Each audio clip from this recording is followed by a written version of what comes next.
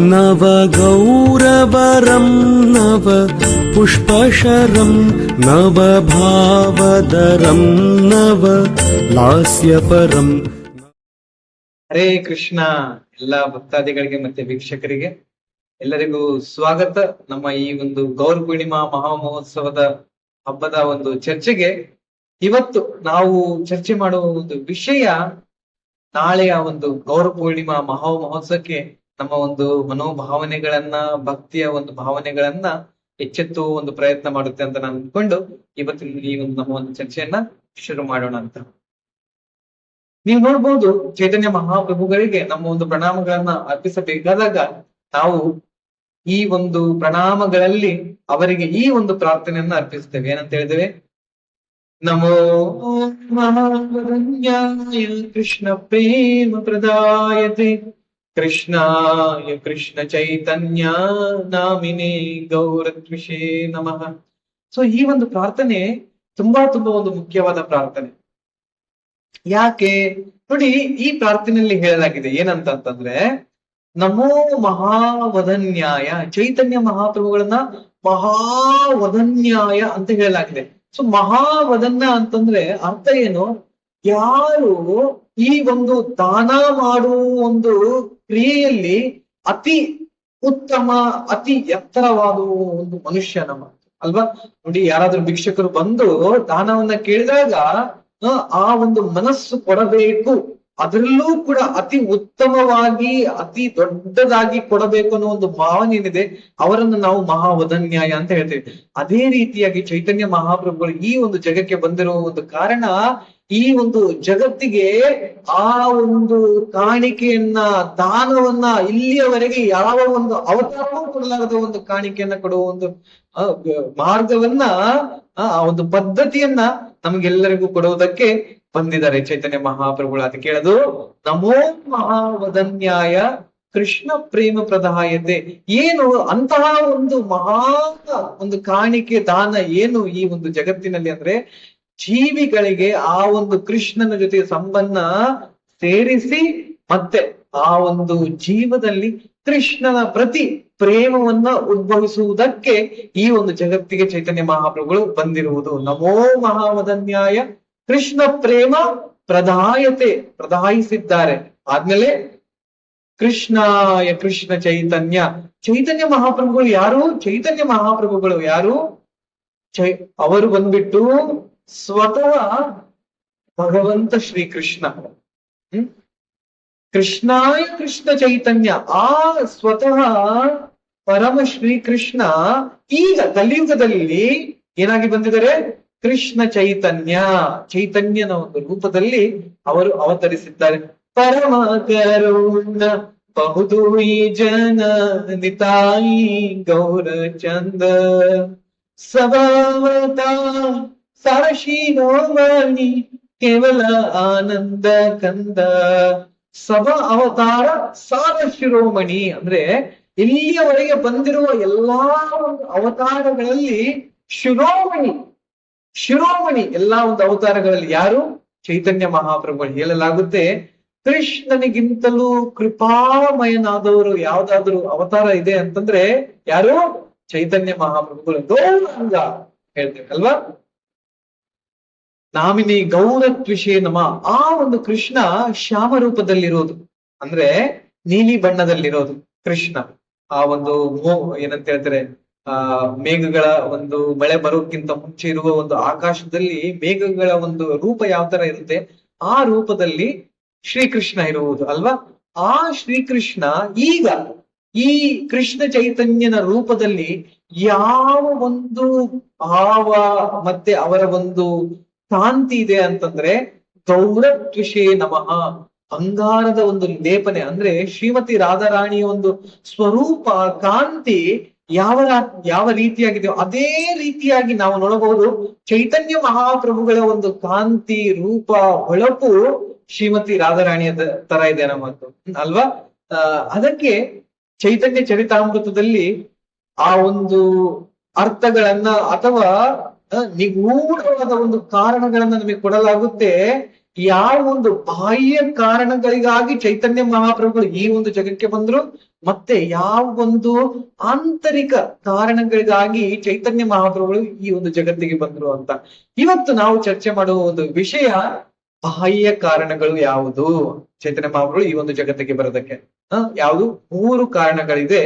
ಈ ಒಂದು ಶ್ಲೋಕದ ಒಂದು ಉಚ್ಚಾರಣೆ ಮೂಲಕ ಈ ಕಾರಣಗಳನ್ನ ನಾವು ಇವತ್ತು ಚರ್ಚೆ ಮಾಡಿ ವಿವರವಾಗಿ ಅದರಿಂದ ನಾವು ಈ ಒಂದು ಚೈತನ್ಯ ಮಹಾಪ್ರಭುಗಳು ಬಂದಿರುವ ಜಗತ್ತಿನಲ್ಲಿ ಯಾವ ರೀತಿಯಾಗಿ ನಾವು ಕೂಡ ಅವರ ಈ ಒಂದು ಸಂಕೀರ್ತನೆಯಲ್ಲಿ ಪರಿಪೂರ್ಣತೆಯಿಂದ ತೊಡಗಬಹುದು ಅನ್ನೋ ಒಂದು ಕಾರಣಗಳನ್ನ ಒಂದು ಏನಂತ ಹೇಳ್ತಾರೆ ಉದ್ದೇಶವನ್ನು ಇಟ್ಕೊಂಡು ನಮ್ಮ ಚರ್ಚೆಯನ್ನ ಶುರು ಹಚ್ಕೊಳ್ಳೋಣ. ಬಟ್ ಈ ಒಂದು ಶ್ಲೋಕವನ್ನ ಎಲ್ಲರೂ ಕೂಡ ಜೊತೆಗೆ ನೀವು ಎಲ್ಲೆಲ್ಲಿದ್ರು ಯಾವ ಒಂದು ಈ ಒಂದು ಜಗತ್ತಿನ ಕೋಣೆಯಲ್ಲಿದ್ರು ದಯವಿಟ್ಟು ನಾನು ಉಚ್ಚರಿಸಿದ ನಂತರ ನೀವು ಕೂಡ ಈ ಒಂದು ಶ್ಲೋಕವನ್ನ ಉಚ್ಚರಿಸಬಹುದು.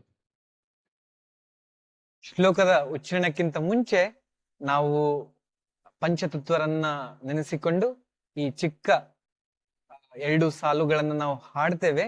ಪ್ರತಿ ಚೈತನ್ಯ ಚರಿತಾಮೃತದ ಒಂದು ವಿಚಾರವಾಗುವ. ದಯವಿಟ್ಟು ಹೇಳಿ. ಜಯ ಜಯ ಶ್ರೀ ಚೈತನ್ಯ ಜಯ ನಿತ್ಯಾನಂದ, ಜಯ ದ್ವೈತ ಚಂದ್ರ ಜಯ ಗೌರ ಭಕ್ತ ವೃಂದ, ಜಯೋ ಜಯ ಶ್ರೀ ಚೈತನ್ಯ ಜಯ ನಿತ್ಯಾನಂದ, ಜಯ ದ್ವೈತ ಚಂದ್ರ ಜಯ ಗೌರ ಭಕ್ತ ವೃಂದ, ಜಯೋ ಜಯೋ ಶ್ರೀ ಚೈತನ್ಯ ಜಯೋ ನಿತ್ಯಾನಂದ, ಜಯ ದ್ವೈತ ಚಂದ್ರ ಜಯ ಗೌರ ಭಕ್ತ ವೃಂದ.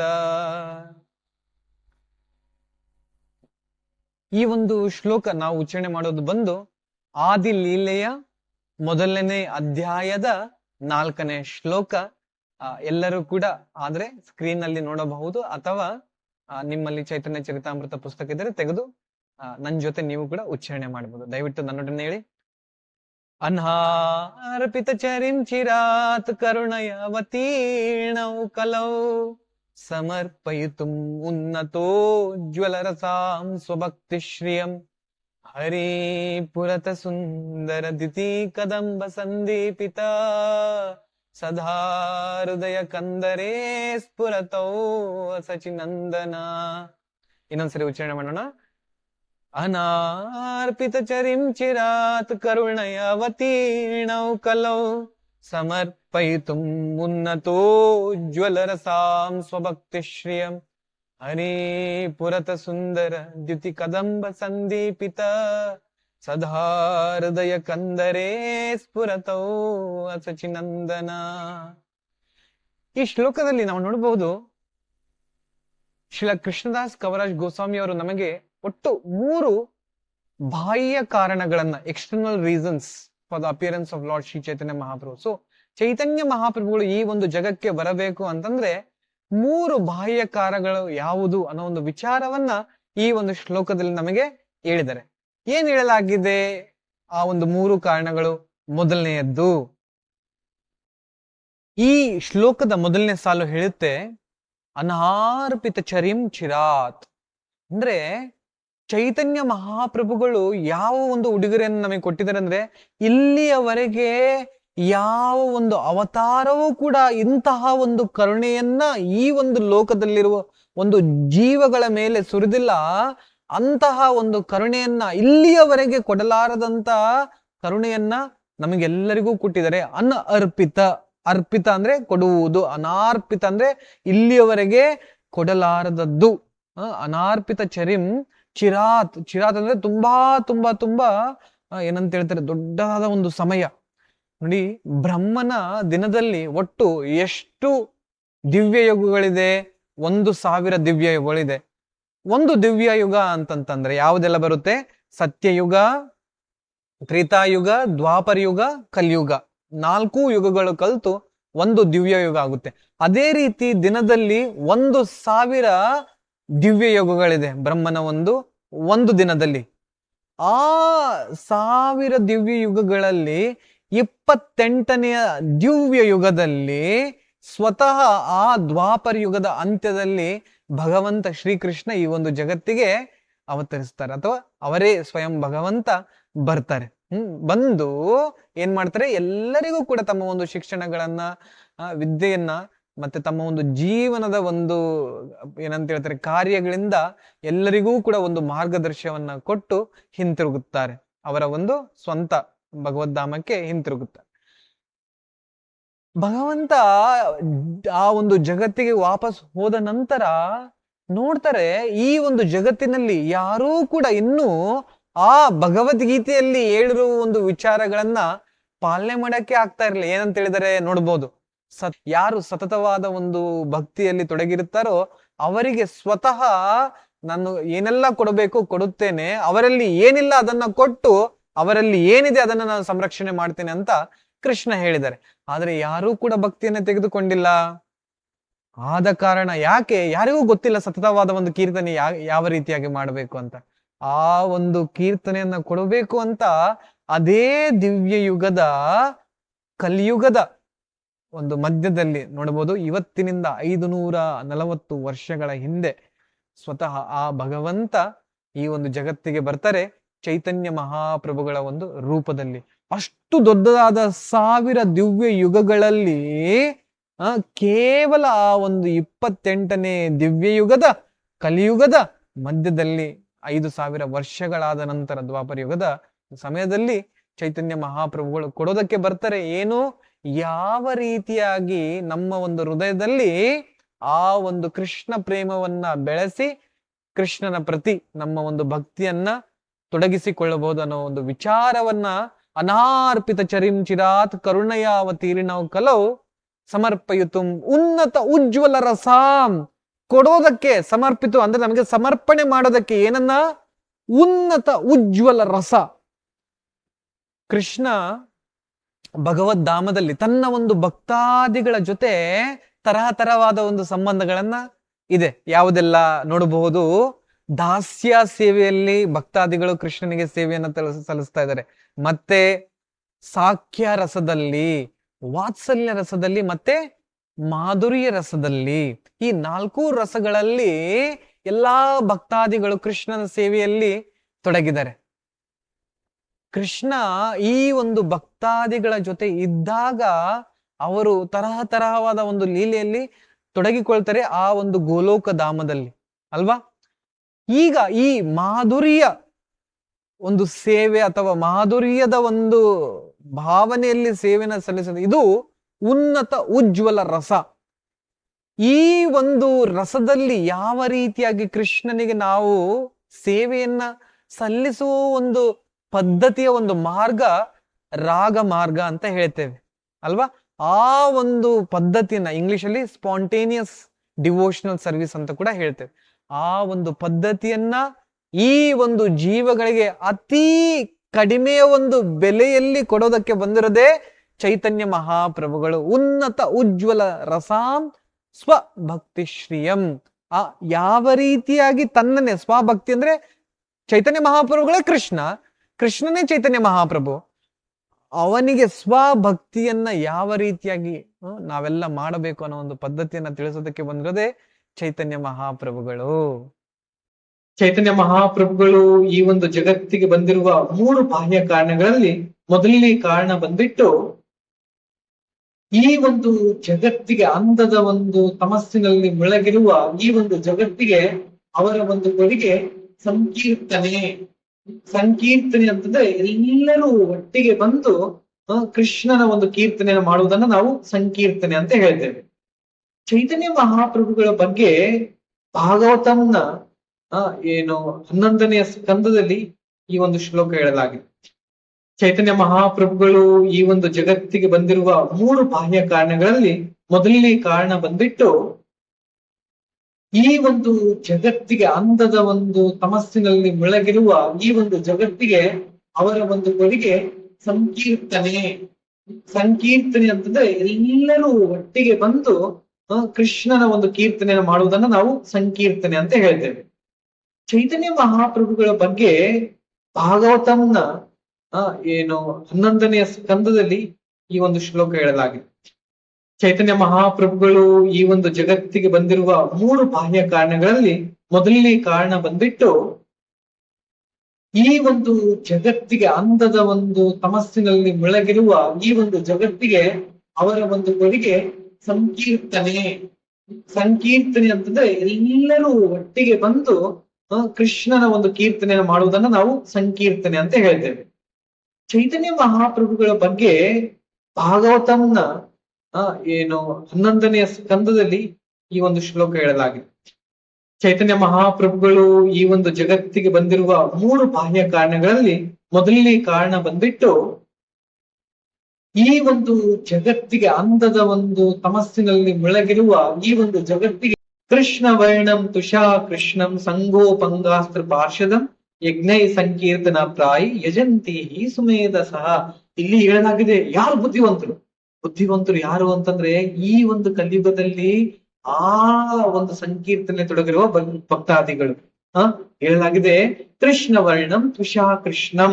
ಯಾವಾಗಲೂ ಈ ವ್ಯಕ್ತಿ ತನ್ನ ಒಂದು ಮುಖದಲ್ಲಿ ಬಾಯಿಯಲ್ಲಿ ಕೃಷ್ಣನ ಒಂದು ಮಾತುಗಳನ್ನ, ಕೃಷ್ಣನ ಒಂದು ಗುಣಗಾನವನ್ನ ಮಾತಾಡ್ತಾ ಇರ್ತಾನೆ. ಯಾರದು? ಚೈತನ್ಯ ಮಹಾಪ್ರಭುಗಳು. ನಾವು ನೋಡ್ಬೋದು ಅವರ ಒಂದು ಜೀವನ. ತುಷಾ ಕೃಷ್ಣಂ, ಅವರ ಒಂದು ಕಾಂತಿ ಶ್ಯಾಮ ರೂಪದಲ್ಲಿ ಇರುವುದಿಲ್ಲ, ನೀಲಿ ಬಣ್ಣದಲ್ಲಿ ಇರುವುದಿಲ್ಲ. ಮತ್ತೆ ಅದ್ಯಾರು? ಚೈತನ್ಯ ಮಹಾಪ್ರಭುಗಳು. ಮತ್ತೆ ಕೃಷ್ಣ ವರ್ಣ ತುಷಾ ಕೃಷ್ಣ ಸಂಗೋಪಂಗಾಸ್ತ್ರ ಪಾಕ್ಷದಂ. ನಾವು ನೋಡ್ಬೋದು ಇಂದಿನ ಬೇರೆ ಎಲ್ಲಾ ಒಂದು ಅವತಾರಗಳಲ್ಲಿ ಭಗವಂತ ಬೇರೆ ಬೇರೆ ಒಂದು ಅಸ್ತ್ರಗಳನ್ನು ತೆಗೆದುಕೊಂಡು ಬರ್ತಾರೆ. ಆದ್ರೆ ಚೈತನ್ಯ ಮಹಾಪ್ರಭುಗಳು ಯಾವ ಒಂದು ಅಸ್ತ್ರವನ್ನು ತೆಗೆದುಕೊಂಡು ಬಂದಿದ್ದಾರೆ? ಯಾವ ಅಸ್ತ್ರ? ಸಂಗೋಪಂಗಾಸ್ತ್ರ ಪಾರ್ಷದಂ. ಅವರ ಒಂದು ಪಾರ್ಷದಗಳನ್ನ ಅಂದ್ರೆ ನೋಡ್ಬೋದು ನಾವು. ನಿತ್ಯಾನಂದ ಪ್ರಭುಗಳು, ಅದ್ವೈತಾಚಾರ್ಯರು, ಶ್ರೀನಿವಾಸ ಆಚಾರ್ಯರು ಅಲ್ವಾ, ಗದಾಧರ ಪಂಡಿತ, ಇವರು ಚೈತನ್ಯ ಮಹಾಪ್ರಭುಗಳ ಒಂದು ಜೊತೆ ಈ ಒಂದು ಜಗತ್ತಿನಲ್ಲಿ ಬಂದು ಏನ್ ಮಾಡ್ತಾ ಇದಾರೆ? ವ್ಯಕ್ತಿಗಳ ಒಂದು ಹೃದಯದಲ್ಲಿ ತುಂಬಿಕೊಂಡಿರುವ ಅಜ್ಞಾನವನ್ನ ಏನ್ ಮಾಡ್ತಾ ಇದ್ರೆ ಸುಟ್ಟು ಹಾಕ್ತಾರೆ. ಸಂಗೋಪಂಗಾಸ್ತ್ರ ಪಾರ್ಷದ. ಯಾವ ಒಂದು ವಿಧಿಯ ಮೂಲಕ ಅವರು ತೆಗಿತಾ ಇದ್ದಾರೆ ಈ ಒಂದು ಅಜ್ಞಾನವನ್ನ? ಸಂಕೀರ್ತನೆಯ ಮೂಲಕ ಅಲ್ವಾ. ಏನು? ಕೇವಲ ಭಗವಂತನ ಒಂದು ನಾಮವನ್ನ ನಾವು ನಮ್ಮ 2 ಕೈ ಮೇಲೆ ಎತ್ತಿ ಹರೇ ಕೃಷ್ಣ ಕೃಷ್ಣ ಕೃಷ್ಣ ಹರೇ ಹರೇ ಹರೇ ರಾಮ ರಾಮ ರಾಮ ಹರೇ ಹರೇ ಅಂತ ಜಪ ಮಾಡಿದಾಗ ಏನಾಗ್ಬಿಡುತ್ತೆ? ಚೈತನ್ಯ ಮಹಾಪ್ರಭುಗಳು ಮತ್ತೆ ಪಂಚತತ್ವರಾದ ಇವರೆಲ್ಲರೂ ಕೂಡ ಏನ್ ಮಾಡ್ತಾರೆ? ನಮ್ಮ ಮೇಲೆ ಕೃಪೆಯನ್ನ ಹೊಂದಿ ಆ ಒಂದು ಹೃದಯದ ಒಂದು ಶುದ್ಧೀಕರಣ ಮಾಡಿ ನಮ್ಮನ್ನ ಭಗವದ್ಧಾಮಕ್ಕೆ ತೆಗೆದುಕೊಂಡು ಹೋಗ್ತಾರೆ.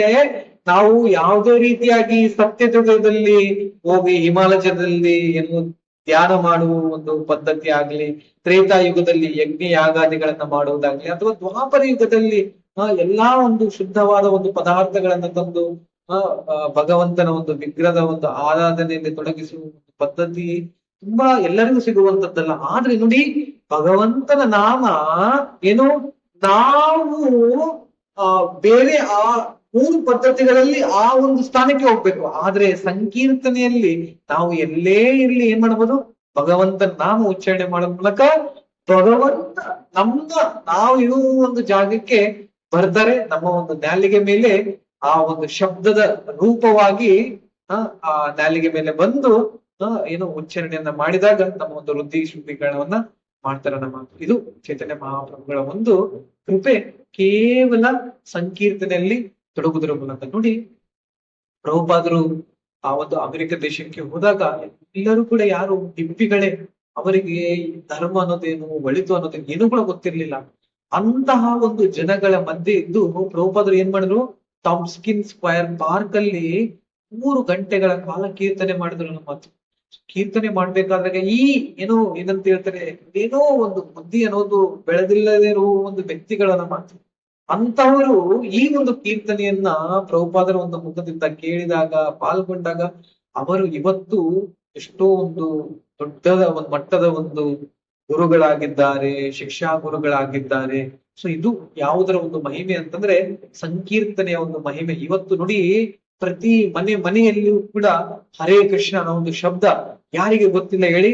ಯಾವುದರ ಒಂದು ಕೃಪೆ ಅಂತಂದ್ರೆ ಚೈತನ್ಯ ಮಹಾಪ್ರಭುಗಳ ಒಂದು ಕೃಪೆ, ಅವರ ಒಂದು ಸೇನಾಪತಿ ಭಕ್ತಾದಿಗಳಾದ ಶೀಲ ಪ್ರಭುಪಾದರ ಒಂದು ಕೃಪೆ ಇದು ಸಾಧ್ಯವಾಗಿರೋದು ನಮ್ಮ ಮಾತು ಅಲ್ವಾ. ಸೊ ಇಂತಹ ಒಂದು ಅವತಾರ ಬಂದಿರೋದು ಸಂಕೀರ್ತನೆಯನ್ನ ನಮ್ಮೆಲ್ಲರಿಗೂ ಕೂಡ ಕೊಡೋದಕ್ಕೆ. ಅದು ಮೊದಲನೇ ಒಂದು ಬಾಹ್ಯ ಕಾರಣ. ಎರಡನೇ ಕಾರಣ ಏನು? ಎರಡನೇ ಕಾರಣ ಏನು ಅಂತಂದ್ರೆ, ಆ 500 ವರ್ಷಗಳ ಹಿಂದೆ ಏನಾಗ್ತಾ ಇತ್ತು, ವೆಸ್ಟ್ ಬೆಂಗಾಲ್, ಪಶ್ಚಿಮ ಬಂಗಾಳದ ನದಿಯ ಅನ್ನೋ ಒಂದು ಊರು ಆಕ್ಚುಲಿ ಇಡೀ ಈ ಒಂದು ಭಾರತಕ್ಕೆ ಆ ಒಂದು ಚುಕ್ಕೆ ಆಗಿತ್ತು. ಏನು, ಆ ಒಂದು ವಿದ್ವಾಂಸದಲ್ಲಿ ಜ್ಞಾನವನ್ನ ಆ ಒಂದು ವಿದ್ಯಾರ್ಥಿಗೆ ಕಲಿಸುವುದರಲ್ಲಿ. ಅಲ್ಲಿ ಯಾರು ಇರ್ತಾ ಇದ್ರು ಅಂದ್ರೆ ವೈಷ್ಣವರಾದ ಅದ್ವೈತಾಚಾರ್ಯರು ಇರ್ತಾರೆ. ಸೊ ಅದ್ವೈತಾಚಾರ್ಯರು ನೋಡ್ತಾರೆ, ಎಲ್ಲರೂ ಕೂಡ ಏನು ತರ್ಕದಲ್ಲಿ, ಗ್ರಾಮರ್ ಅಲ್ಲಿ, ಉಚ್ಚಾರಣದಲ್ಲಿ, ವಾದದಲ್ಲಿ, ಇದರಲ್ಲಿ ತುಂಬಾ ಮೇಲ್ಮಟ್ಟದ ಒಂದು ಏನಂತ ಹೇಳ್ತಾರೆ ಪದವಿಗಳನ್ನ ಜನರು ಪಡೆದುಕೊಳ್ತಾ ಇದ್ರೆ ಹೊರತು ಭಕ್ತಾದಿಗಳಾಗ್ತಾ ಇರ್ಲಿಲ್ಲ. ಸೊ ಆ ಒಂದು ದೃಶ್ಯವನ್ನ ಕಂಡು ಅದ್ವೈತಾಚಾರ್ಯರ ಒಂದು ಹೃದಯದಲ್ಲಿ ಎಷ್ಟೊಂದು ನೋವು ಉಂಟಾಗುತ್ತೆ. ಅದಕ್ಕೆ ಅವ್ರು ಅಂದ್ಕೊಳ್ತಾರೆ, ಇಂತಹ ಒಂದು ಅಜ್ಞಾನದಿಂದ ತುಂಬಿರುವ ಒಂದು ಜನಗಳನ್ನ ಅವರಿಗೆ ಶುದ್ಧ ಆ ಒಂದು ಕೃಷ್ಣ ಪ್ರೇಮವನ್ನು ಕೊಡಬೇಕು ಅಂದ್ರೆ ಸ್ವತಃ ಕೃಷ್ಣನೇ ಈ ಒಂದು ಜಗತ್ತಿನಲ್ಲಿ ಅವತರಿಸಬೇಕು ಅಂತ ಅವ್ರು ಅಂದ್ಕೊಂಡು ಏನ್ ಮಾಡ್ತಾರೆ, ಗಂಗಾ ನದಿಯ ಒಂದು ತಟದಲ್ಲಿ ಅವರ ಒಂದು ಶಾಲಿಗ್ರಾಮ ಶಿಲೆಗಳನ್ನ ಇಟ್ಟು ಆ ಒಂದು ಶಾಲಿಗ್ರಾಮ ಶಿಲೆಗಳಿಗೆ ತುಳಸಿ ಮತ್ತು ಗಂಗಾ ನದಿಯನ್ನ ಅರ್ಪಿಸಿ ಪ್ರಾರ್ಥನೆ ಮಾಡ್ತಾರೆ. ಓ ಕೃಷ್ಣ, ದಯವಿಟ್ಟು ಈ ಒಂದು ಭೂಲೋಕಕ್ಕೆ ನೀನು ಇಳಿದು ಬಂದು ಎಲ್ಲರಿಗೂ ನಿನ್ನಯ ಒಂದು ಕೃಷ್ಣ ಪ್ರೇಮವನ್ನು ಕೊಡು ಅಂತ ಅವರು ಏನ್ ಮಾಡ್ತಾರೆ, ಕೀರ್ತನೆಯನ್ನ ಹಾಡ್ತಾರೆ. ಆ ಹಾಡುವ ಒಂದು ಕೀರ್ತನೆಯ ರಾಗ ಯಾವ ರೀತಿಯಾಗಿತ್ತು ಅಂದ್ರೆ, ಹರೇ ಕೃಷ್ಣ ಹರೇ ಕೃಷ್ಣ ಕೃಷ್ಣ ಕೃಷ್ಣ ಹರೇ ಹರೇ ಹರೇ ರಾಮ ಹರೇ ರಾಮ ರಾಮ ರಾಮ ಹರೇ ಹರೇ. ಸೊ ಈ ರೀತಿಯಾಗಿ ದಿನಪೂರ್ತಿ, ರಾತ್ರಿ ಪೂರ್ತಿ ಅದ್ವೈತಾಚಾರ್ಯರು ಆ ಒಂದು ಕೃಷ್ಣನಿಗೆ ಬೇಡಿಕೆ ನೀಡುತ್ತಾ, ತುಳಸಿಯನ್ನ ಅರ್ಪಿಸುತ್ತಾ, ನೀರನ್ನ ಅರ್ಪಿಸುತ್ತಾ ಭಗವಂತನನ್ನ ಹೋಗ್ತಾ ಇದ್ರು ಅನ್ನೋ ಮಾತು. ಸೊ ಈ ಒಂದು ಮಹಾಮಂತ್ರ ಎಲ್ಲಾ ಒಂದು ಈ ಒಂದು ಜಗತ್ತಿನ ಬ್ರಹ್ಮಾಂಡದ ಒಂದು ಪದರೆಗಳನ್ನ ದಾಟಿ ದಾಟಿ ಗೋಲೋಕಕ್ಕೆ ಹೋಗಿ ಆ ಒಂದು ಕೃಷ್ಣನಿಗೆ ಅದು ಸಮರ್ಪಿಸಿದಾಗ ಕೃಷ್ಣ ಅನ್ಕೊಳ್ತಾರೆ, ಓ ನನ್ನನ್ನ ಅದ್ವೈತಾಚಾರ್ಯರು ಕರಿತಾ ಇದ್ದಾರೆ ಜಗತ್ತಿಗೆ ಅಂತ ಹೇಳ್ಕೊಂಡು ಅಂದುಕೊಂಡು ಕೃಷ್ಣ ಈ ಒಂದು ಜಗತ್ತಿಗೆ ಚೈತನ್ಯ ಮಹಾಪ್ರಭುಗಳಾಗಿ ಬರ್ತಾರನ್ನೋ ಮಾತು. ಸೊ ಇಲ್ಲಿ ನಾವು ತಿಳಿಯುವಂತದ್ದು ಏನಪ್ಪಾ ಅಂತಂದ್ರೆ, ನೋಡಿ, ಯಾವಾಗ ತನ್ನ ಒಂದು ಭಕ್ತಾದಿಗಳು ಪ್ರೀತಿಯಿಂದ, ಭಾವನೆಯಿಂದ, ಮೆಕ್ಯಾನಿಕಲಿ ಅಲ್ಲ, ಯಾಂತ್ರಿಕ ರೂಪವಾಗಿ ಅಲ್ಲ, ಭಾವನೆಯಿಂದ ಕರೆದಾಗ ಅದು ಗೋಲೋಕಧಾಮಕ್ಕೆ ಹೋಗಿ ಭಗವಂತ ಈ ಒಂದು ಜಗತ್ತಿಗೆ ಬರ್ತಾರೆ. ನಾವು ನೋಡ್ಬೋದು ಏನಪ್ಪಾ ಅಂತಂದ್ರೆ, ಭಗವಂತನ ನಾಮ ಮತ್ತೆ ಭಗವಂತ ಎರಡೂ ಕೂಡ ಬೇರೆ ಅಲ್ಲ, ಎರಡೂ ಕೂಡ ಒಂದೇ. ನಾಮ ಚಿಂತಾಮಣಿ ಕೃಷ್ಣ ಚೈತನ್ಯ ರಸ ವಿಗ್ರಹ ಪೂರ್ಣ ಶುದ್ಧೋ ನಿತ್ಯ ಮುಕ್ತೋ ಅಭಿನ್ನತ್ವಂ ನಾಮ ನಾಮಿನೋ ಹೇಳಲಾಗಿದೆ. ಅಭಿನ್ನತ್ವ ನಾಮ ನಾಮಿನೋ, ಭಗವಂತನ ನಾಮ ಮತ್ತೆ ಆ ಭಗವಂತ ಕೃಷ್ಣ ಇಬ್ಬರೂ ಕೂಡ ಒಂದೇ. ಸೊ ನಮ್ಮ ಜೀವನದಲ್ಲಿ ಕೂಡ ಯಾವಾಗೆಲ್ಲ ಏನೇ ಒಂದು ಕಷ್ಟಗಳು ಬಂದಾಗ ಭಗವಂತನ ಒಂದು ಹೆಸರನ್ನ ಹರೇ ಕೃಷ್ಣ, ಓ ಕೃಷ್ಣ ಅಂತ ಕೂಗಿದಾಗ ಕೃಷ್ಣ ನಮ್ಮ ಮುಂದೆ ಇದ್ದಾರೆ. ಈ ಒಂದು ಭೌತಿಕ ಕಣ್ಣಿನಿಂದ ಆ ಒಂದು ಕೃಷ್ಣನ ನೋಡೋದಕ್ಕೆ ಸಾಧ್ಯ ಇಲ್ಲ, ಆದ್ರೆ ಭಗವಂತ ಇದ್ದಾರೆ. ಇದು ಶಾಸ್ತ್ರಗಳಿಂದ ನಾವು ಎಷ್ಟೋ ಒಂದು ಉದಾಹರಣೆಗಳನ್ನು ನೋಡಿ. ಗಜೇಂದ್ರ ಕೃಷ್ಣನ ಏ ಕೃಷ್ಣ, ಓ ನಾರಾಯಣ, ಅಖಿಲ ಗುರು, ಭಗವನ್ ನಮಸ್ತೆ ಅಂತ ಕೂಗಿದಾಗ ವಿಷ್ಣು ಗರುಡನ ಮೇಲೆ ಹತ್ತಿ ಅತಿ ಶೀಘ್ರದಲ್ಲಿ ಆ ಒಂದು ಸ್ಥಳಕ್ಕೆ ಬರ್ತಾರೆ. ದ್ರೌಪದಿ ಕೂಡ ಆ ಒಂದು ಎಷ್ಟೋ ಒಂದು ಆಶ್ರಯ ಒಂದು ಭಾವನೆಯಲ್ಲಿ, ಓ ಗೋವಿಂದ, ಓ ಗೋಪಿಜನ ವಲ್ಲಭ, ಓ ಕೃಷ್ಣ ದಯವಿಟ್ಟು ನನ್ನನ್ನು ಕಾಪಾಡು ಅಂದ್ರೆ ಕೃಷ್ಣ ದ್ವಾರಕದಲ್ಲಿ ಊಟ ಮಾಡ್ತಾ ಇರ್ತಾರೆ ಆ ಒಂದು ಬಂಗಾರದ ತಟ್ಟೆಯಲ್ಲಿ ಸತ್ಯಭಾಮ ಕುತ್ಕೊಂಡು. ಯಾವಾಗ ದ್ರೌಪದಿ ಆರಂಭಿಸ್ತಾಳೆ ಕೂಗೋದಕ್ಕೆ, ಕೃಷ್ಣ ಆ ಒಂದು ತಟ್ಟೆಯನ್ನ ಸರಿಸಿ ಅಲ್ಲಿ ಪ್ರಕಟನಾಗಿ ಸೀರೆಯನ್ನ ಆ ಒಂದು ದ್ರೌಪದಿಗೆ ಕೊಡ್ತಾರೆ. ಯಾಕೆ? ಭಗವಂತನ ನಾಮವನ್ನ ಶುದ್ಧ ಭಾವನೆಯಿಂದ ಕೂಗಿದಕ್ಕೆ. ನಾವೇನ್ ಮಾಡ್ತೇವೆ, ಜಪಮಾಲೆಯಲ್ಲಿ ಕೈ ಇಟ್ಟು ಇನ್ನೊಂದು ಕೈಯಲ್ಲಿ ಮೊಬೈಲ್ ಅನ್ನು ಹಿಡ್ಕೊಂಡು ಹರೇ ಕೃಷ್ಣ ಅಂತ ರೀಲ್ಸ್ ನೋಡಿದ್ರೆ ಅಲ್ಲಿ ಭಗವಂತ ಬರುವುದಿಲ್ಲ, ಅದ್ರ ಬದಲು ಬೇರೆ ಯಾರೋ ಪ್ರಕಟ ಹಾಕ್ಬಿಡ್ತಾರೆ ನಮ್ಮ.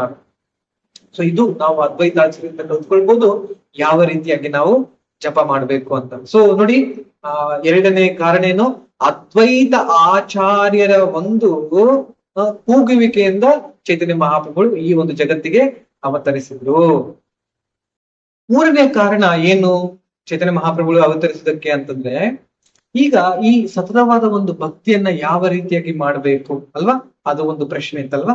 ಅದು ನಾವು ನೋಡ್ಬೋದು ಚೈತನ್ಯ ಮಹಾಪ್ರಭುಗಳ ಒಂದು ಜೀವನದಲ್ಲಿ ಯಾವ ರೀತಿಯಾಗಿ ಈ ಒಂದು ಏನಂತ ಹೇಳ್ತಾರೆ ಶುದ್ಧ ಭಕ್ತಿಯನ್ನ ನಮ್ಗೆಲ್ಲರಿಗೂ ಕೂಡ ತೋರಿಸಿಕೊಟ್ಟಿದ್ದಾರೆ. ನೋಡ್ಬೋದು ಶ್ರೀವಾಸ ಚೈತನ್ಯ ಮಹಾಪ್ರಭುಗಳು ತಮ್ಮ ಆ ಒಂದು ಏನಂತ ಹೇಳ್ತಾರೆ ಭಕ್ತಾದಿಗಳ ಜೊತೆ ಸೇರಿಕೊಂಡು ಪರಿಪೂರ್ಣ ರಾತ್ರಿ ನಿದ್ದೆ ಮಾಡದೆ ಕೀರ್ತನೆಯಲ್ಲಿ ತೊಡಕೊಡ್ತಾ ಇದ್ರು ಅಲ್ವಾ.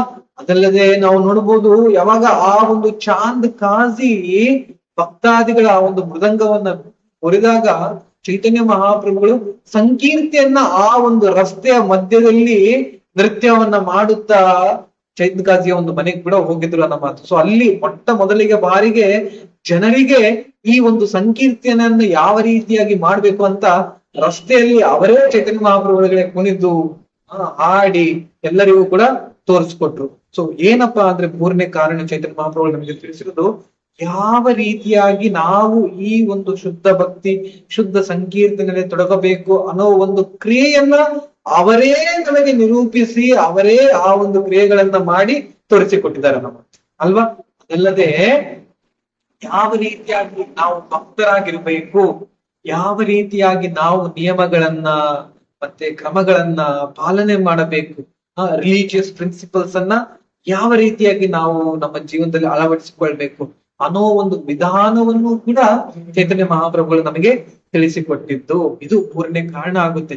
ಉದಾಹರಣೆ ನೋಡ್ಬೋದು, ಚೈತನ್ಯ ಮಹಾಪ್ರಭುಗಳು ಸನ್ಯಾಸಿಗಳಾದಾಗ ಯಾವ ರೀತಿಯಾಗಿ ತಮ್ಮ ಒಂದು ಭಕ್ತಾದಿಗಳ ಜೊತೆ ಸದಾ ಸಂಕೀರ್ತನೆಯಲ್ಲಿ ತೊಡಗಿದ್ರು. ಜಗನ್ನಾಥ್ಪುರಿಯಲ್ಲಿ ತಮ್ಮ ಕಳೆಯ ಒಂದು 18 ವರ್ಷಗಳ ಕಾಲವು ಗಂಭೀರದಲ್ಲಿದ್ದುಕೊಂಡು ಆ ಒಂದು ಜಗನ್ನಾಥ್ ಅವರ ಒಂದು ಸ್ಮರಣೆಯಲ್ಲಿ ಚೈತನ್ಯ ಮಹಾಪ್ರಭುಗಳು ತೊಡಗಿದ್ರು. ಸೊ ನಮಗೆ ನೋಡುವ ಒಂದು ಉದಾಹರಣೆ ಸಿಗುತ್ತೆ, ಶುದ್ಧ ಭಕ್ತರಾಗಬೇಕು ಅಂದ್ರೆ ಎಂತಹ ಒಂದು ಭಾವನೆಗಳನ್ನು ಹೊಂದಿರ್ತಾರೆ ಅನ್ನೋ ಒಂದು ವಿಚಾರ ಕೂಡ ನಮಗೆ ಚೈತನ್ಯ ಮಹಾಪ್ರಭುಗಳು ಕೂಡ ತಿಳಿಸಿಕೊಟ್ಟಿದ್ರು. ಸೊ ಈ ರೀತಿಯಾಗಿ ಈ ಒಂದು ಏನಂತ ಹೇಳ್ತಾರೆ ಧರ್ಮದ ಒಂದು ಸ್ಥಾಪನೆಗಳನ್ನ ಸ್ಥಾಪಿಸುವುದಕ್ಕೆ ಚೈತನ್ಯ ಮಹಾಪ್ರಭುಗಳು ಆ ಒಂದು ಮಹಾವದನ್ಯದ ಒಂದು ರೂಪವಾಗಿ ತಾಳಿ ಈ ಒಂದು ಜಗತ್ತಿಗೆ ಬಂದಿದ್ದನ್ನ ಮಾಡ್ತಾರೆ. ಕೆಲವು ಬಾಲ್ಯ ಲೀಲೆಯ ಒಂದು ಲೀಲೆಗಳನ್ನು ಕೂಡ ನಾವು ಈಗ ನೋಡುವ ಅಂತ ಈ ಒಂದು ಮೂರು ಒಂದು ಏನಂತ ಹೇಳ್ತಾರೆ ಕಾರಣಗಳನ್ನ ನಾವು ಅವರ ಒಂದು ಬಾಲ್ಯ ಲೀಲೆಗಳಲ್ಲಿ ನೋಡೋದಕ್ಕೆ ಕೂಡ ನಮಗೆ ಸಿಗುತ್ತೆ. ಈ ವರ್ಷದ ಗೌರ ಪೂರ್ಣಿಮಾ ಏನಿದೆ ತುಂಬಾ ವಿಶೇಷಕರವಾದದ್ದು. ಹಾಗೆ ನಾವು ನೋಡ್ಬೋದು ಈ 2026ನೆಯ ಗೌರ ಪೂರ್ಣಿಮಾ ಸಂಜೆಯಂದು ಕೂಡ ಏನಾಗ್ತಾ ಇದೆ, ಗ್ರಹಣವಿದೆ ಅಲ್ವಾ, ಚಂದ್ರಗ್ರಹಣವಾಗ್ತಾ ಇದೆ. ಅದೇ 540 ವರ್ಷಗಳ ಹಿಂದೆಯೂ ಕೂಡ ಚೈತನ್ಯ ಮಹಾಪ್ರಭುಗಳು ಈ ಒಂದು ಜಗತ್ತಿಗೆ ಬಂದಾಗಲೂ ಕೂಡ ಏನಾಗಿತ್ತು, ಚಂದ್ರಗ್ರಹಣವಾಗಿತ್ತು. ಅಂದ್ರೆ ಏನ್ ಹೇಳ್ತಾರೆ ಅಂದ್ರೆ ಆಚಾರ್ಯರು, ಈ ಚಂದ್ರ ಎಷ್ಟೋ ಒಂದು ಹೊಳಪಿನಿಂದ ಪ್ರಕಾಶಮಯನಾಗಿತ್ತು. ಅವಾಗ ಏನಾಯ್ತು, ಸ್ವತಃ ಚೈತನ್ಯ ಮಹಾಪ್ರಭುಗಳು ಭಗವಂತ ಕೃಷ್ಣ ಈ ಒಂದು ಜಗತ್ತಿನಲ್ಲಿ ಅವತರಿಸುತ್ತಿರ್ಬೇಕಾದಾಗ ಅಥವಾ ಬರುತ್ತಿರ್ಬೇಕಾದಾಗ ಈ ಒಂದು ಚಂದ್ರನ ಒಂದು ಏನಂತ ಹೇಳ್ತಾರೆ ಕಾಂತಿ ಶಶಿಕಿರಣಗಳು ಅವಶ್ಯಕತೆ ಇಲ್ಲ ಅಂದ್ರೆ ಅವನನ್ನು ಮುಚ್ಚಲಾಗುತ್ತೆ. ಯಾಕೆ, ಸ್ವತಃ ಗೌರಾಂಗ ಈ ಒಂದು ಜಗತ್ತಿನಲ್ಲಿ ಬರ್ತಾ ಇದೆ ಅಲ್ವಾ, ಗೌರ ಅಂಗವನ್ನ ಪಡೆದಿರುವ ಗೌರಾಂಗ ಬರ್ತಾ ಇದೆ ಅಲ್ವಾ ಅಂತ. ಅದಕ್ಕೆ ನಾಳೆ ಏನಿದೆ ತುಂಬಾ ತುಂಬಾ ವಿಶೇಷಕರವಾದದ್ದು. ನಾವೆಲ್ಲರೂ ಕೂಡ ಆ ಒಂದು ಪರಿಪೂರ್ಣ ಮನಸ್ಥಿತಿಯಿಂದ ಆಲೋಚನೆ ಮಾಡ್ಬೇಕು. ಏನೋ ಭಗವಂತ ಸ್ವತಃ ಆ ಒಂದು ಏನಂತ ಹೇಳ್ತಾರೆ ನಕ್ಷತ್ರಗಳ ಒಂದು ರಾಶಿಯಲ್ಲಿ ಆ ಅರೇಂಜ್ಮೆಂಟ್ ಅಲ್ಲಿ ಏನ್ ಅವತಿರ ಅದೇ ಒಂದು ನಕ್ಷತ್ರದ ಒಂದು ಇದು ಕೂಡ ನಾಳೆ ನಮ್ಮ ಮುಂದೆ ಇರುತ್ತ ನಮ್ಮ ಗೌರ ಪೂರ್ಣಿಮಾ ದಿವಸ. ಮತ್ತೆ ಚೈತನ್ಯ ಮಹಾಪ್ರಭುಗಳು ಆ ಒಂದು 540 ವರ್ಷಗಳ ಹಿಂದೆ ಎಲ್ಲರೂ ಕೂಡ ನೋಡ್ತಾ ಇದ್ರು, ಏನೇನೋ ಗ್ರಹಣವಾಗ್ತಾ ಇದೆ ಅಂತ ಎಲ್ಲರೂ ಕೂಡ ಹರಿ ಹರಿ ಹರಿ ಹರಿ ಅಂತ ಅಂದ್ಕೊಂಡು ಗಂಗೆಯಲ್ಲಿ ಸ್ನಾನ ಮಾಡ್ತಾ ಇರ್ಬೇಕಾದಾಗ ಏನಾಯ್ತು, ಚೈತನ್ಯ ಮಹಾಪ್ರಭುಗಳು ಹೊರಗಡೆ ಪ್ರಕಟಿಸಿದ್ರು ಅನ್ನೋ ಮಾತು. ಅದೇ ರೀತಿಯಾಗಿ ನಾವು ಕೂಡ ಸಂಜೆಯ ಏನೋ ಅಭಿಷೇಕ ಆಗ್ಬೋದು, ಅಥವಾ ಆ ಒಂದು ಸಮಯ ಬರುತ್ತೆ, ಗ್ರಹಣದ ಒಂದು ಸಮಯ ಬರುತ್ತೆ. ಸೊ ನಾವು ಕೂಡ ಏನ್ ಮಾಡ್ಬೇಕು, ಪರಿಪೂರ್ಣ ದಿನ ಚೈತನ್ಯ ಮಹಾಪ್ರಭುಗಳ ಒಂದು ಸ್ಮರಣೆಯನ್ನ ಮಾಡುತ್ತಾ ಆ ಆ ಒಂದು ಹರೇ ಕೃಷ್ಣ ಮಹಾಮಂತ್ರವನ್ನ ಜಪಿಸಬೇಕು ದಿನಪೂರ್ತಿ ಕೂಡ, ಅಲ್ವಾ? ಪಂಚತತ್ವದ ಒಂದು ಮಹಾಮಂತ್ರದ ಒಂದು ಜೊತೆ. ಸೊ ಅವಾಗ ಭಗವಂತ ಚೈತನ್ಯ ಮಹಾಪ್ರಭು ನಮ್ಮ ಒಂದು ಹೃದಯದಲ್ಲಿ ಕೂಡ ಏನಾಗ್ತಾರೆ, ಆ ಆ ಉದ್ಭವರಾಗ್ತಾರೆ ಅಥವಾ ಅವತರಿಸುತ್ತಾರೆ. ಮತ್ತೆ ಅವರು ಚಿಕ್ಕವರಿರ್ಬೇಕಾದ್ರೆ ಎಷ್ಟು ಆ ಒಂದು ಲೀಲೆಗಳನ್ನ, ಸುಮಧುರವಾದ ಕೃಷ್ಣ ಯಾವ ರೀತಿಯಾಗಿ ಲೀಲೆಯನ್ನ ಮಾಡಿದ್ರು ಬಾಲ್ಯ ಲೀಲೆ, ಅದೇ ಲೀಲೆಯನ್ನ ಚೈತನ್ಯ ಮಹಾಪ್ರಭುಗಳು ಕೂಡ ಮಾಡುತ್ತಾ ಇದ್ರು. ಏನು ಚೈತನ್ಯ ಮಹಾಪ್ರಭುಗಳು ಅಂದ್ರೆ ನಿಮಾಯಿ, ಆ ಒಂದು ಬೇವಿನ ಮರದ ಕೆಳಗಡೆ ಅವನು ಜನಿಸಿರುವ ಕಾರಣ ಅವನನ್ನು ನಿಮಾಯಿ ಅಂತ ಕರೀತಾರೆ. ನಿಮಾಯಿ ಏನ್ ಮಾಡ್ತಾ ಇದ್ದ, ತೊಟ್ಟಿಲಲ್ಲಿ ಮಲ್ಕೊಂಡು ಅಳ್ತಾ ಇದ್ದ. ಎಷ್ಟು ಅಳ್ತಾ ಇದ್ದ ಅಂದ್ರೆ ಎಲ್ಲಾ ಸಚಿಮಾತಾ ಮತ್ತೆ ಜಗನ್ನಾಥ್ ಮಿಶ್ರಾ ಎಲ್ಲರೂ ಬಂದು ಕೂಡ ಅವನನ್ನ ಯಾಕೆ ಅಳ್ತಾ ಇದೆಯಾ ಅಂತ ಅವನನ್ನ ಮುದ್ದಿಸ್ತಾ ಇದ್ರು ಕೂಡ ಅಳುವನ್ನು ನಿಂದಿಸ್ತಾ ಇರ್ಲಿಲ್ಲ. ಆದ್ರೆ ಎಲ್ಲಾ ಆ ಒಂದು ಏನಂತ ಮನೆ ಸುತ್ತಮುತ್ತ ಇರುವ ಹೆಂಗಸರು ಬಂದು ಕೀರ್ತನೆಯನ್ನ ಹಾಡಿದಾಗ, ಹರೇ ಕೃಷ್ಣ ಕೃಷ್ಣ ಕೃಷ್ಣ ಹರೇ ಹರೇ ಹರೇ ರಾಮ ರಾಮ ರಾಮ ಹರೇ ಹರೇ ಅಂತ ಕೀರ್ತನೆ ಮಾಡ್ತಾ ಇದ್ರೆ ಚೈತನ್ಯ ಮಹಾಪ್ರಭು ಸಡನ್ ಆಗಿ ನಗೋದಕ್ಕೆ ಶುರು ಮಾಡ್ತಾ ಇದ್ದ. ಮತ್ತೆ ಯಾವಾಗ ಅವ್ರು ಕೀರ್ತನೆ ನಿಲ್ಸೆ ಮತ್ತೆ ಅಳೋದು, ಯಾವಾಗ ಅವರು ಕೀರ್ತನೆಯನ್ನ ಮಾಡಿದ್ರೆ ಮತ್ತೆ ನಗೋದು. ಸೊ ಈ ರೀತಿಯಾಗಿ ಜಗತ್ತಿಗೆ ತೋರಿಸಿಕೊಡ್ತಾನೆ, ನಾನು ಬಂದಿರೋದೇ ಎಲ್ಲರನ್ನ ಕೀರ್ತನೆಯಲ್ಲಿ ಏನೋ ಮುಳುಗಿಸುವುದಕ್ಕೆ ಅನ್ನೋ ಒಂದು ಕಾರಣ ಕೂಡ ನಮಗೆ ಸಿಗುತ್ತೆ. ನೋಡಿ, ಇವತ್ತಿನ ದಿವಸ ಎಲ್ಲಿ ಹೋಗ್ರಿ ನಿಮಗೆ ಭಕ್ತಾದಿಗಳು ಏರ್ಪೋರ್ಟ್ ಅಲ್ಲಿ ಮೊದಲೇ ಭಕ್ತಾದಿಗಳು, ರೈಲ್ವೆ ಸ್ಟೇಷನ್ ಮೊದಲೇ ಭಕ್ತಾದಿಗಳು, ಕೆಲವೊಂದ್ಸಲಿ ಬಸ್ ಅಲ್ಲಿ ಆ ಕಡೆಯಿಂದ ಈ ಕಡೆ ಹೋಗ್ತಾ ಇರುವಾಗ ಇನ್ನೊಂದು ಬಸ್ ಅಲ್ಲಿ ಭಕ್ತಾದಿಗಳು, ಎಲ್ಲೆಲ್ಲೂ ಕೂಡ ನೋಡ್ಬೋದು ಭಕ್ತಾದಿಗಳು ಹರಿನಾಮ ಸಂಕೀರ್ತನೆಯನ್ನೇ ಮಾಡ್ತಾ ಇರೋದು ಜಗತ್ತಿನಾದ್ಯಂತ. ಯಾಕೆ? ಇದು ಚೈತನ್ಯ ಮಹಾಪ್ರಭುಗಳ ಒಂದು ಕೃಪೆಯಿಂದ ಮಾತ್ರ ಅದು ಸಾಧ್ಯವಾದದ್ದು. ಇನ್ನ ಒಂದು ಕೂಡ ನೋಡ್ಬೋದು, ಚಿಕ್ಕವ್ರು ಇರ್ಬೇಕಾದಾಗ ಚೈತನ್ಯ ಮಹಾಪ್ರಭುಗಳು ನಿಮಾಯ್ ಏನ್ ಮಾಡ್ತಾ ಇದ್ದಂದ್ರೆ, ಒಂದ್ಸಲಿ ರಸ್ತೆಯಲ್ಲಿ ಒಂದು ನಾಯಿ ಮರಿಯನ್ನ ಮನೆಗೆ ಹಿಡ್ಕೊಂಡ್ ಬಂದಾಗ, ಸೊ ಮನೆಗೆ ಹಿಡ್ಕೊಂಡ್ ಬಂದಾಗ ನೀವು ನೋಡ್ಬೋದು ಏನಾಗುತ್ತೆ, ಸಚ್ಚಿ ಮತ್ತೆ ಯಾಕೆ ಇದನ್ನ ತೆಕ್ಕೊಂಡ್ಬಿಟ್ಟೆ, ನಾವು ಇದು ಮನೆಯಿಂದ ನಾಯಲ್ಲಿ ಇಟ್ಕೊಳ್ಬಿಡುದು ಅಂತಂದಾಗ, ಇಲ್ಲ ನನಗೆ ನಾಯಿ ಮರಿ ಬೇಕು ಅಂತ ಇಟ್ಕೊಳ್ತಾರೆ. ಸೊ ಅವಾಗ ಏನಾಗುತ್ತೆ, ನಿಮಾಯ್ ಈ ನಾಯಿ ಜೊತೆ ಆಟ ಆಡ್ತಾ ಇರ್ತಾನೆ. ಒಂದ್ ದಿವಸ ಆಗುತ್ತೆ, 2 ದಿವಸ ಆಗುತ್ತೆ, 2ನೇ ದಿವಸ ಅವನು ಗಂಗಾ ನದಿಗೆ ಸ್ನಾನ ಮಾಡ್ಬೇಕು ಅಂತ ಹೋದಾಗ ಏನಾಗ್ಬಿಡುತ್ತೆ, ಸಚ್ಚಿ ಮಾತ ಆ ಒಂದು ನಾಯಿಯನ್ನ ಬಿಟ್ಬಿಡ್ತಾರ. ಸೊ ಬಿಟ್ಟಾಗ ನಿಮಾಯಿ ಬಂದು ಹುಡುಕ್ತಾರೆ, ಎಲ್ಲಿ ನನ್ನ ನಾಯಿ ಸಿಗ್ತಾ ಇಲ್ಲ ಅಂತ ಸಿಟ್ಟು ಬಂದು ಮನೆಯಲ್ಲಿರುವ ಎಲ್ಲಾ ಗಡಿಗೆಗಳನ್ನ ಹುರಿದು ತುಪ್ಪ, ಹಾಲು, ಮೊಸರು, ಧಾನ್ಯಗಳು ಎಲ್ಲವನ್ನ ಚೆಲ್ಲಾಪಿಲ್ಲಿಯಾಗಿ ಆ ಕಡೆ ಚತಿಸ್ಬಿಡ್ತಾರ ನಮ್ಮ. ಅವಾಗ ಏನಾಗ್ಬಿಡುತ್ತೆ, ಲಾಸ್ಟ್ ದಣಿದು ನಿಮಾಯಿ ಮಾಡ್ಕೊಂಡ್ಬಿಡ್ತಾರೆ. ಸಚ್ಚಿ ಮಾತ ಹೇಳ್ತಾರೆ, ಏನೋ ನನ್ ಮಗ ಹಿಂಗ್ ಮಾಡ್ಬಿಟ್ನಲ್ಲ, ಈಗಲೇ ನನಗೆ ಇಷ್ಟು ಕಷ್ಟ ಇದೆ, ಅದರಲ್ಲೂ ಕೂಡ ಏನಂತ ನಿಮಾಯಿ ಎದ್ಬಿಟ್ಟು ದುಃಖದಲ್ಲಿರುವ ತನ್ನ ತಾಯಿಯಾದ ಸಚ್ಚಿ ಮಾತೆಯನ್ನ ನೋಡಿ ಹೊರಗಡೆ ಓಡಿ ಹೋಗ್ತಾನೆ. ಹೋಗಿ ಏನ್ ಮಾಡ್ತಾನೆ, ಸ್ವಲ್ಪ ನಿಮಿಷ ಆದ್ಮೇಲೆ ಬಂದು ಸಚ್ಚಿ ಮಾತೆ ಕೊಡ್ತಾನೆ. ಸೊ ಕೈ ತೆಗೆದು ನೋಡಿದಾಗ ಕೈಯಲ್ಲಿ ಅವನಲ್ಲಿ ಬಂಗಾರದ ನಾಣ್ಯ ಇರುತ್ತೆ. ಮತ್ತೆ ಆ ಕಡೆ ಆ ಒಂದು ನಾಯಿ ಮರಿ ಈ ನಿಮಾಯಿನ 2 ದಿನಗಳ ಕೇವಲ ಒಂದೆರಡು ದಿನಗಳ ಒಂದು ಸಂಘದಿಂದ ಏನಾಗುತ್ತೆ ಅಂದ್ರೆ, ಆ ಒಂದು ಕೃಷ್ಣ ಪ್ರೇಮ ನಾಯಿಯ ದೇಹದ ಒಳಗಿರುವ ಒಂದು ಆತ್ಮಕ್ಕೆ ಆ ಒಂದು ಕೃಷ್ಣ ಪ್ರೇಮ ತಲುಪುತ್ತೆ. ತಲುಪಿದಾಗ ಈ ಚಿಕ್ಕ ಪುನ್ನಿ ಅಂತ ಹೇಳ್ತೇವೆ ನಮ್ಮ ಭಾಷೆಯಲ್ಲಿ, ಕರ್ನಾಟಕದ ಪುನ್ನಿ ನಾಯಿ ಮರಿ ಅಂತ ಕೂಡ ಹೇಳ್ತೇವೆ ಅಲ್ವಾ. ಸೊ ನಾಯಿ ಮರಿ ಏನ್ ಮಾಡುತ್ತೆ, ಆ ಒಂದು ನದಿಯ ಗ್ರಾಮದ ರಸ್ತೆಯಲ್ಲಿ ನಿಂತ್ಕೊಂಡು ತನ್ನ 2 ಕಾಲುಗಳನ್ನ ಮೇಲೆ ಎತ್ತಿ ಹರೇ ಕೃಷ್ಣ ಕೃಷ್ಣ ಕೃಷ್ಣ ಹರೇ ಹರೇ ಹರೇ ರಾಮ ರಾಮ ರಾಮ ಹರೇ ಹರೇ ಅಂತ ಜಪ ಮಾಡ್ತಾ ಇರ್ತಾರೆ. ಇದನ್ನ ನೋಡಿ ಜನರು ಎಲ್ಲರೂ ಕೂಡ ಏನಾಗ್ಬಿಡುತ್ತೆ ಅಂದ್ರೆ ಸರ್ಪ್ರೈಸ್ ಆಗ್ಬಿಡುತ್ತೆ ಅವರಿಗೆ, ಏನಪ್ಪ ಇದು ನಾಯಿ ಮರಿ ಈ ತರ ಕೀರ್ತನೆ ಮಾಡ್ತಂತ. ಮತ್ತೆ ಅದೇ ಎಲ್ಲಾ ನದಿಯ ವಾಸಿಗಳ ಒಂದು ಕಣ್ಣೆದುರಿಗೆ ವೈಕುಂಠದಿಂದ ಭೂಲೋಕದಿಂದ ಬಂಗಾರದ ವಿಮಾನ ಬಂದು ಆ ಒಂದು ಬಂಗಾರದ ವಿಮಾನದಲ್ಲಿ ಆ ನಾಯಿ ಒಳಗಡೆ ಇರುವ ಒಂದು ಆತ್ಮ ವಿಮಾನದಲ್ಲಿ ಕುತ್ಕೊಂಡು ಎಲ್ಲರ ಒಂದು ಕಣ್ಣಿಂದೆ ಭಗವದ್ಧಾಮ ಹೋಗ್ಬಿಡುತ್ತೆ. ಇಂತಹ ಒಂದು ಕೃಪೆಯನ್ನ ನೋಡಿ ಜನರೂ ಕೂಡ ವಿಸ್ಮಯರಾಗ್ಬಿಡ್ತಾರೆ. ಅದಲ್ಲದೆ ಆ ಒಂದು ಸ್ವರ್ಗದಲ್ಲಿರುವ ಎಲ್ಲಾ ದೇವತೆಗಳು ಹೇಳಲಾಗುತ್ತೆ, ಬ್ರಹ್ಮ, ಶಿವ, ಚಿತ್ರಗುಪ್ತ, ಯಮರಾಜರು ಇವರೆಲ್ಲರೂ ಕೂಡ ಬಂದು ನೋಡ್ತಾರೆ, ಯಾರಪ್ಪ ಎಂತ ಒಂದು ಕೃಪೆಯನ್ನ ಈ ಒಂದು ನಾಯಿ ಮರಿ ಕೊಟ್ಟಿದ್ದು, ಅದು ಏನೋ ಭಗವದ್ಧಾಮಕ್ಕೆ ವಿಮಾನದಲ್ಲಿ ಹೋಯ್ತಲ್ಲ ಅನ್ನೋ ಒಂದು ವಿಚಾರ ಕೂಡ ನಮ್ಗೆಲ್ಲರಿಗೂ ಕೂಡ ಗೊತ್ತಾಗುತ್ತೆ. ಸೊ ನೋಡಿ ಏನಂತ ಹೇಳ್ತಾರೆ, ನಾವು ಕೂಡ ಏನಪ್ಪಾ ಅಂತಂದ್ರೆ ಯಾವುದೇ ರೀತಿಯಾದ ಒಂದು ಏನಂತ ಹೇಳ್ತಾರೆ ಅರ್ಹತೆಯನ್ನ ನಾವು ಹೊಂದಿಲ್ಲ ಹೇಳ್ಬೇಕು. ಈ ಒಂದು ಭಗವಂತನ ನಾಮವಾಗಲಿ ಅಥವಾ ಇಂತಹ ಒಂದು ಕೃಪೆಯನ್ನ ಪಡೆಯುವುದಕ್ಕೆ ಅಂತ. ಸೊ ಇಂತಹ ಒಂದು ಅರ್ಹತೆಯನ್ನ ನಾವು ನಮ್ಮಲ್ಲಿ ಇರದಾರದಿರುವ ಒಂದು ಕಾರಣದಿಂದ ಏನಪ್ಪಾ ಚೈತನ್ಯ ಮಹಾಪ್ರಭುಗಳು ನಮಗಿರೋದನ್ನ ಮಾತು. ನಾವು ಹೇಳ್ಬೋದು, ಅಯ್ಯೋ ನನಗೆ ಎಂತಹ ಅರ್ಹತೆ ಇಲ್ಲ ಅಂದ್ರೆ, ಹೌದು, ನಿನಗೆ ಯಾವ ಒಂದು ಅರ್ಹತೆ ಇಲ್ಲದಿರುವ ಒಂದು ಕಾರಣ, ನಿನಗೆ ಯಾರ ಒಂದು ಕೃಪೆ ಬೇಕು? ಚೈತನ್ಯ ಮಹಾಪ್ರಭುಗಳು ಬೇಕು. ಅದಕ್ಕೆ ಹೇಳುದು ಏನು, ನಮೋ ಮಹಾನ್ಯಾಯ ಕೃಷ್ಣ ಪ್ರೇಮ ಪ್ರದಾಯತೆ ಕೃಷ್ಣಾಯ ಕೃಷ್ಣ ಚೈತನ್ಯ ನಾಮಿನಿ ಗೌರತುಷ್ಯ. ನೋಡಿ, ಈ ಒಂದು ಲೀಲೆಯನ್ನ ಯಾವತ್ತೂ ಕೂಡ ನಾವು ಏನಂತ ಹೇಳ್ತಾರೆ ಮರೆಯೋದಕ್ಕಾಗಲ್ಲ. ಯಾರು?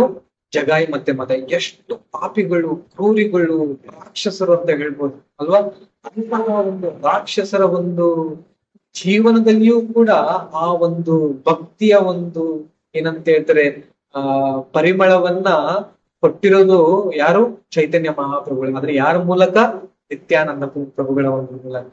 ಅಂತ್ಯದಲ್ಲಿ ಈ ಒಂದು ಚೈತನ್ಯ ಮಹಾಪ್ರಭುಗಳ ಕೃಪೆಯನ್ನ ನಾವು ಕೂಡ ನಮ್ಮ ಒಂದು ಜೀವನದಲ್ಲಿ ಬೆಳಿಬೇಕು ಅಂದ್ರೆ ಆ ಒಂದು ಸಾಧು ಸಂತರ, ಗುರುಗಳ ಮತ್ತೆ ಆ ಒಂದು ಭಗವಂತನನ್ನ ಪ್ರತಿನಿಧಿಸುತ್ತಿರುವ ಭಕ್ತಾದಿಗಳ ಒಂದು ಏನಂತ ಹೇಳಿದ್ರೆ ಕೊಟ್ಟಿರುವ ಒಂದು ಆದೇಶಗಳನ್ನಾಗಲಿ ಅಥವಾ ಅವರು ಕೊಟ್ಟಿರುವ ಒಂದು ಉಡುಗೊರೆಗಳನ್ನಾಗಲಿ ನಾವು ನಮ್ಮ ಒಂದು ಮನಸ್ಸಿಗೆ ತೆಕ್ಕೊಂಡು ಅದನ್ನ ನಾವು ಅಭ್ಯಾಸದಲ್ಲಿ ನಾವು ಖಂಡಿತವಾಗಿಯೂ ಆ ಒಂದು ಚೈತನ್ಯ ಮಹಾಪ್ರಭುಗಳ ಒಂದು ಕೃಪೆಯನ್ನ ಪಡೆದು ಹೇಳಲಾಗುತ್ತೆ. ಸಮುದ್ರದಲ್ಲಿ ನಾಯಿ ಅಥವಾ ಒಂದು ಚಿಕ್ಕ ಮಗು ಯಾವ ರೀತಿಯಾಗಿ ಈಜನ್ನು ಹೊಡೆದು ಈ ದಡದಿಂದ ಆ ದಡಕ್ಕೆ ಹೋಗುವುದಕ್ಕೆ ಸಾಧ್ಯವಿಲ್ಲವೋ ಅದೇ ರೀತಿಯಾಗಿ ಈ ಒಂದು ಸಂಸಾರ ಜಗತ್ತಿನಲ್ಲಿ ನಾವು ಸಂಸಾರವನ್ನ ದಾಟಿ ಬ್ರಹ್ಮಾಂಡವನ್ನ ದಾಟಿ ಗೋಲೋಕ ವೈಕುಂಠ ಅನ್ನೋ ಒಂದು ಪ್ರಶ್ನೆನೇ ಇಲ್ಲ ನಮ್ಮ ಮಾತು. ಆದರೆ ಚೈತನ್ಯ ಮಹಾಪ್ರಭುಗಳ ಒಂದು ಕೃಪೆ ಎಂತದ್ದು ಅಂತಂದ್ರೆ ಅಂತಹ ಒಂದು ಬಾಲಕ ನಾಯಿಯೂ ಕೂಡ ಆ ಒಂದು ಸಮುದ್ರವನ್ನ ದಾಟಿ ಆ ಕಡೆ ಹೋಗೋದಕ್ಕೆ ಆಗುತ್ತೆ. ಅದೇ ರೀತಿಯಾಗಿ ನಾವು ಕೂಡ ಯಾವುದೇ ಅರ್ಹತೆ ಪಡೆದಾರ ಇಲ್ಲದೆ ಇರುವ ನಾವು ಕೂಡ ಏನು ಚೈತನ್ಯ ಮಹಾಪ್ರಭುಗಳ ಕೃಪೆಯಿಂದ ಈ ಸಂಸಾರವನ್ನ ದಾಟಿ ಭಗವದ್ಧಾಮಕ್ಕೆ ಹೋಗಿ ಅಲ್ಲಿ ಸದಾ ಕಾಲ ಕೃಷ್ಣ ಪ್ರೇಮದಲ್ಲಿ ಕೃಷ್ಣನ ರಾಧಾಕೃಷ್ಣರ ಒಂದು ಸೇವೆಯಲ್ಲಿ ಬೆಳೆದಿರುವ ಒಂದು ಅವಕಾಶ ನಮ್ಗೆ ಕೂಡ ಸಿಗುತ್ತೆ. ಯಾಕೆ ಚೈತನ್ಯ ಮಹಾಪ್ರಭುಗಳು ಏನು ಯಾವ ಒಂದು ಮನೋಭಾವದಲ್ಲಿ ಬಂದ್ರೆ ರಾಧಾರಾಣಿಯ ಮನೋಭಾವದಲ್ಲಿ. ರಾಧಾರಾಣಿ ಶ್ರೀಮತಿ ರಾಧಾರಾಣಿ ಏನು ಭಕ್ತಾದಿಗಳ ಒಂದು ಸ್ವರೂಪದ ಒಂದು ಉನ್ನತ ಉಜ್ವಲ ರಸವನ್ನ ಪಡೆದಿರುವ ಭಕ್ತಾದಿಗಳು ಅಂತ ಯಾರು ಅಂದ್ರೆ ರಾಧಾರಾಣಿಯನ್ನ ಮಾಡ್ತಾರೆ. ಸೊ ಅವಳ ಒಂದು ಏನಂತ ಹೇಳಿದ್ರೆ ಮನಸ್ಥಿತಿಯನ್ನ ಹೊಂದಿರುವ ಚೈತನ್ಯ ಮಹಾಪ್ರಭುಗಳ ಒಂದು ಹೃದಯ ತಾಯಿಯ ಒಂದು ಹೃದಯ ಇರ್ತಾರೆ. ಎಷ್ಟೇ ತಪ್ಪು ಮಾಡಲಿ ಮಗು ತಾಯಿ ಕ್ಷಮಿಸ್ತಾರೆ. ಆದ್ರೆ ಎಷ್ಟೇ ತಪ್ಪು ಮಾಡ್ಬೋದು ಅಂತ ಹೇಳ್ಬಿಟ್ಟು ಅದನ್ನ ನಾವು ದುರುಪಯೋಗ ಪಡಿಸ್ಕೊಂಡು ಕಪಟಲಾಗಬಾರ್ದು. Wish not become ಡೂಪ್ಲಿಷಿಯಸ್.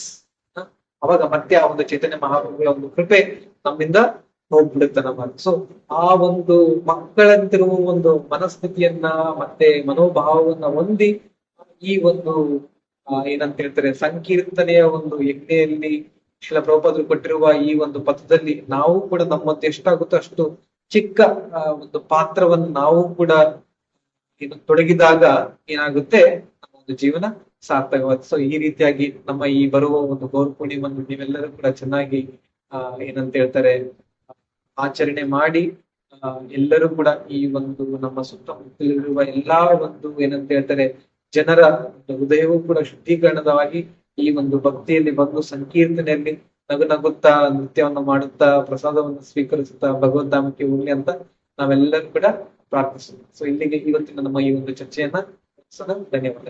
Hare Krishna. ಗೌರ ಪೂರ್ಣಿಮಾ ಮಹಾಮಹೋತ್ಸವ ಕಿ ಜೈ. ಗೌರಂಗ ನಿತ್ಯಾನಂದ ಗೌರ್ ನಿತಾಯ್ ಕಿ ಜೈ ಹೋ. ತಾಯಿ ಗೌರ ಪ್ರೇಮಾನಂದೇ ಹರಿ ಹರಿ ಗೋ. ಶಿಲ ಪ್ರಭುಪಾದ ಕಿ ಜೈ. ಹರೇ ಕೃಷ್ಣ. ಧನ್ಯವಾದ.